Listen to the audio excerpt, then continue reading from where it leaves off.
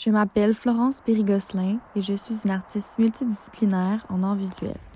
Lors de mon parcours, j'ai découvert un amour pour la sculpture à travers mon projet Solo Hug.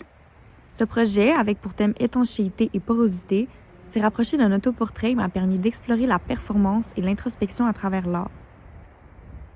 Un autre projet qui a beaucoup influencé mon parcours a été de travailler le dessin sur la photographie numérique afin d'explorer le thème de traces. Afin de m'inspirer et de démarrer la création de mon épreuve synthèse de programme, j'ai créé un sondage pour réfléchir à l'intimité de la conscience et à l'imaginaire collectif. Ce sondage m'a dirigé pour tous mes choix de tissus lors de la réalisation du projet. Je me suis inspirée de l'artiste Nao Takahiro, qui est un artiste multidisciplinaire qui utilise principalement la sculpture et la peinture.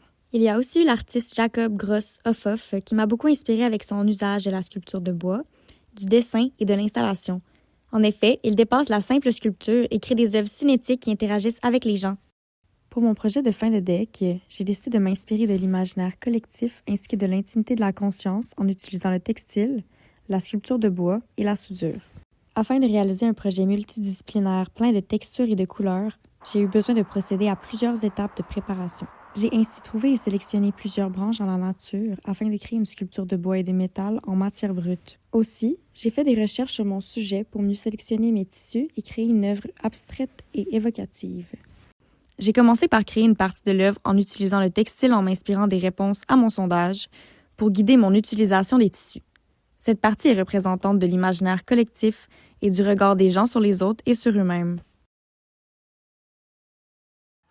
Ensuite, j'ai voulu utiliser des branches de bois recyclées puisqu'il est synonyme pour moi d'ancrage et de lien. De plus, la nature est ce qui relie tous les êtres humains les uns avec les autres.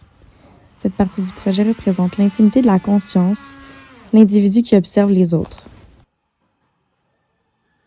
La création de la sculpture en bois a aussi nécessité de la soudure pour lier les différents médiums les uns entre les autres.